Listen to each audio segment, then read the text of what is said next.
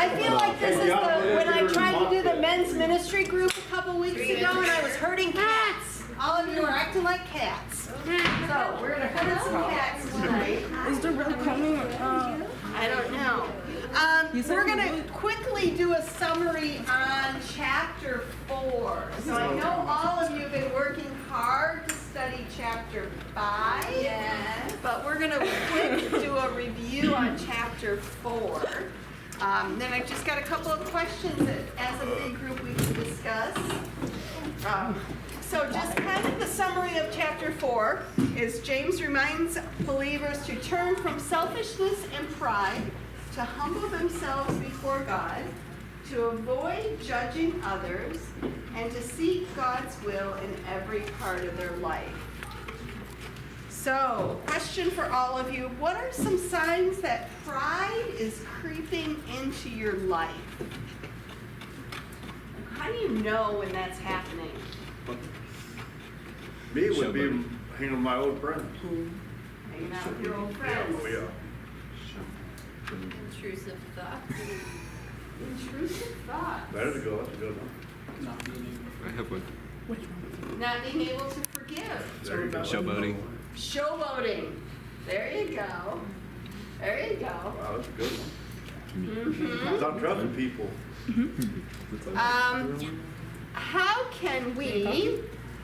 How can we practice submitting to God and resisting the devil? That was one of the things that was mentioned in chapter 4. Yeah, I remember that too. Is to resist the devil, to flee from the devil. So what are some things that we can do practically in our everyday walk of life to submit to God and to resist the devil? Pray. Listen to your inner voice. Listen to your inner voice. Read the Bible. That's a good one. Or what? Or not. Or not. Or don't listen to your inner voice sometimes, right? Exactly. But then sometimes I don't know which one out of the 100 voices to listen to. Yeah. Mm-hmm. Yeah, sometimes you wonder, don't you? That's a tough one. Opening up our Bible, practicing those Bible studies that we've been doing. When you leave here today, you're going to get a copy of all the different methods of Bible studies that we've been practicing these past 5 weeks.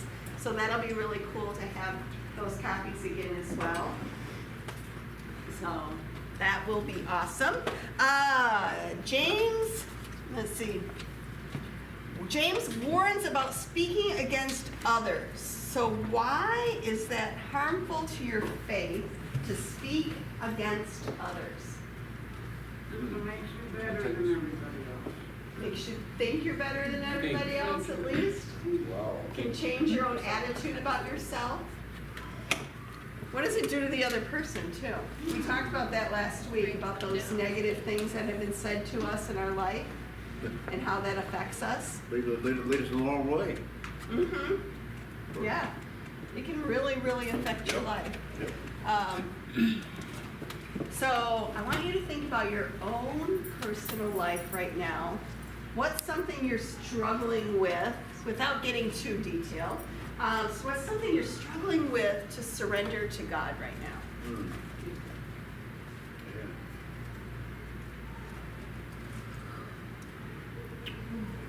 Financials. Financials?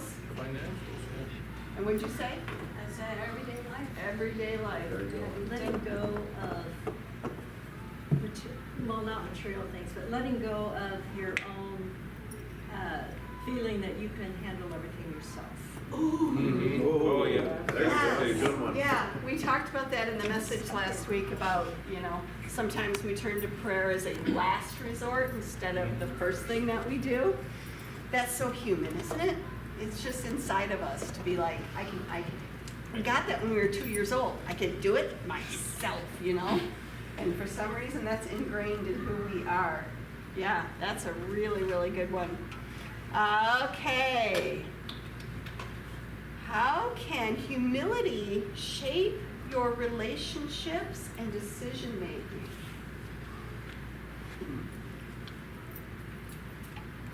Kind of a tough question. Then you'll do stuff you don't want to do. I'm talking about humility. How do you allow humility to shape who you be a humble person? How can that shape your relationships?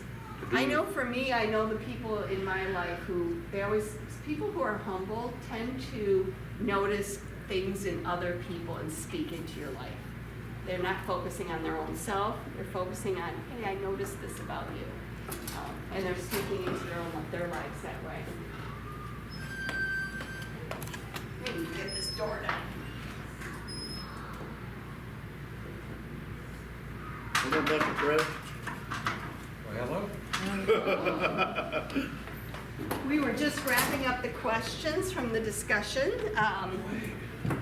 from here. So I've been warning them. I have the quiz right here. So I figured that'd be the next thing you would want, would be to pass that out.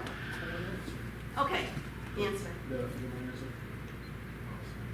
What was the question again? I don't remember. I forgot the question. Humility. Because I reworded it. Okay. It allows you to, it opens you up to more opportunities that God gives you, because if you're not humble, you might think you're too good for something that God, opportunity, a door that God opens for you. So, if you're not humble, you might say, well, I'm too good for that. You must have a Like blessing. serving in youth ministry. We're so glad you decided to do that.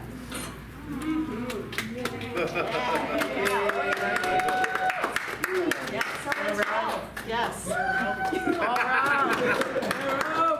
Yeah. So, would you like Hank to and I are pass gonna be a out the team here. quiz? Would you like to remind us of the rules for the quiz? I did allow this table over here to have their Bibles for the quiz, but everybody else is their Bibles. Alicia thinks she has her Bible. She's got like 3 of them open. Right? 4, 5, No, 4, at least Yeah. 3. and 2 phones. What do you do? Yeah, 2 phones. He wasn't even here. Check it, let's check your. That's too bad. It was the letter B, James 5:7. Oh my god. Oh, I got that one right? Got that one right. Number 2 was JF, James 5:15. I don't like this game. Wait, no, I got it right. Wait, number 2 is F? Yes. Oh, I got the right. Number 3 was A, James 5, verse 1. I got that right. Hey!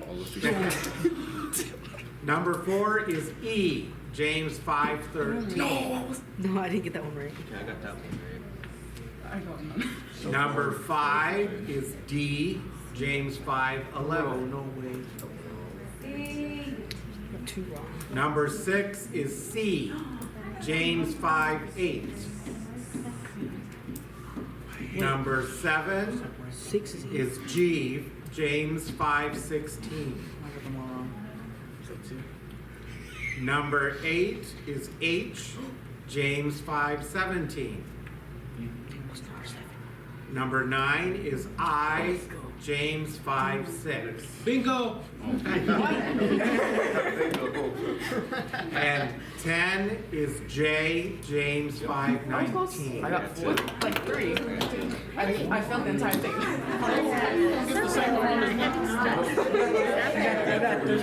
You got 3, right? Yeah.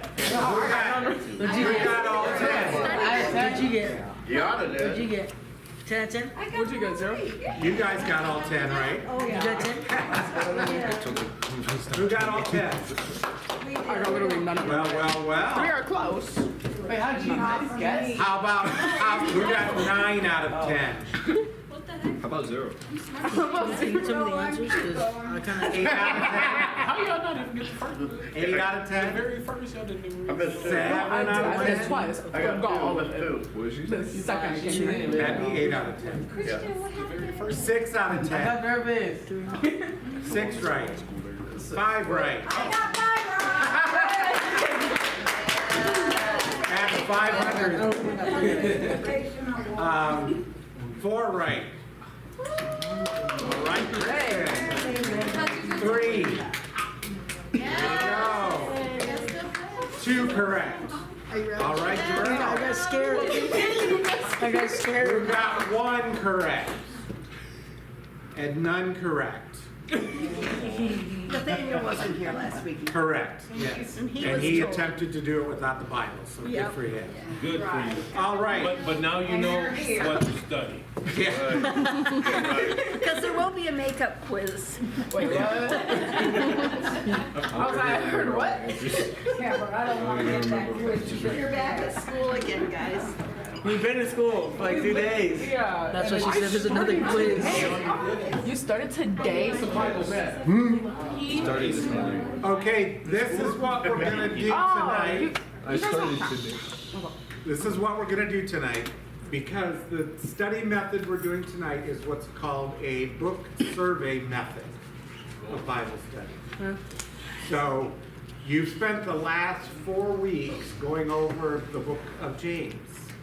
Now, we could have done this at the beginning, and you would have had a survey of the whole book, but I thought, oh, well, they will have gone chapter by chapter and kind of picked out all the stuff and everything. So being the wonderful students that they are, they're gonna be able to remember, because they'll go back in their notes that they've kept so meticulously, and be able to draw from that for information. And so because of that, so because of that, I'm going to have you, Ron and Marilyn, I'd like you to jump at this table, and Brad jump at this table, kind of make room. I know it's a big group. If you, somehow I want you to be able to all talk together. And then Tank, you can jump over at this table over here. I missed my old seat. And this is definitely a let's work together to do it. Going on this thing. What do you think you're doing? You probably, yeah, you don't want to, if you don't have a Bible, you'll probably want to grab it. The book survey method is a method that really involves taking a whole book. Now, if you're going to do this, we're doing the book of James, but if you want to try this again, pick a short book to start with. Don't pick something like Isaiah or Romans or something that's got lots and lots of chapters. Find one that's kind of short. And it involves examining the whole book. So you're kind of getting a real overview of the book and what it's about and what its themes are and so forth. Now, you want to use this when you're looking to go for deeper study, okay? If you're thinking about doing a verse-by-verse study, this would be a good thing to do before you do that. If you want to get a big picture of a book before really diving into it, or the book's message or structure, this is a good method to use for that. It's great for teaching, preaching, and leading Bible studies. So this is the kind of stuff that Pastor Kelly and I have to do, even if we're focusing in on a particular set of verses or a particular chapter in a book. We really have to read the whole book and get a kind of an overview and an understanding of everything. Because again, just like with Bible study, in preaching, we have to understand context and we have to understand what was the author trying to get across here and so forth, so that we're not cherry picking verses to meet our desired outcome, okay? So it's good for that. And when you're trying to see how different parts of Scripture fit together, that's another way of doing a book survey, is to understand that kind of stuff.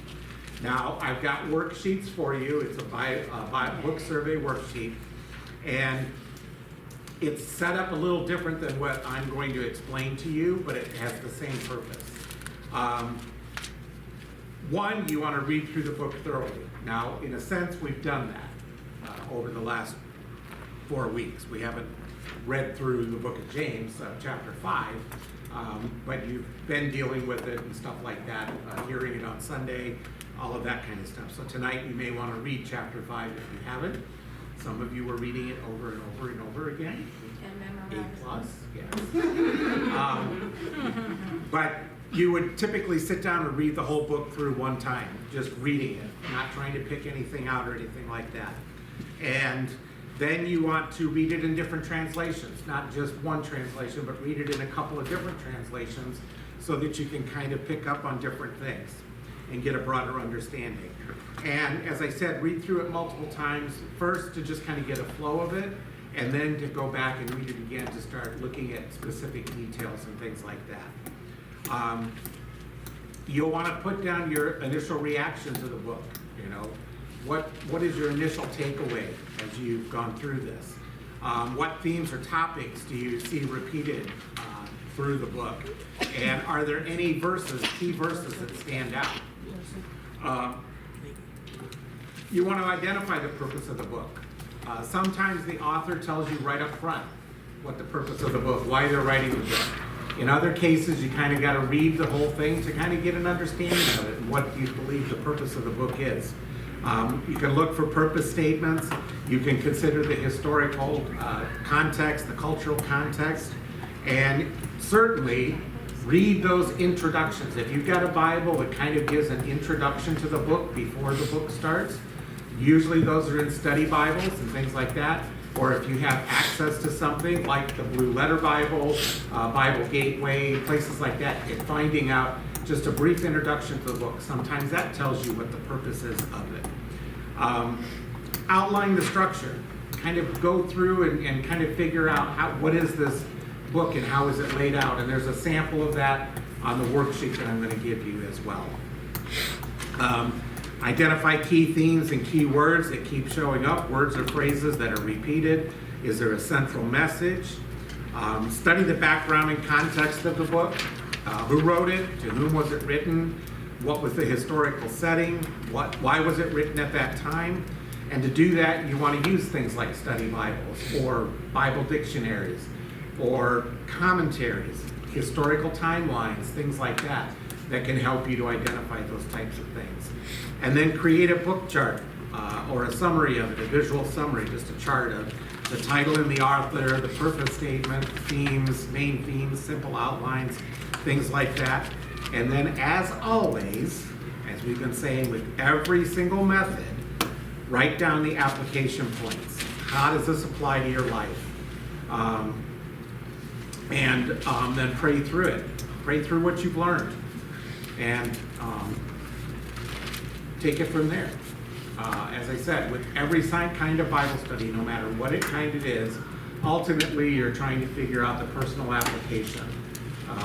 How do I apply this to my life, and how does it make a difference then for me? And then, this one, everybody get this already? The Bible survey worksheet? All right. So, your mission, should you choose to accept it, is to dive into this. Work together as a table to get an understanding of the book of James. Ready, set, go.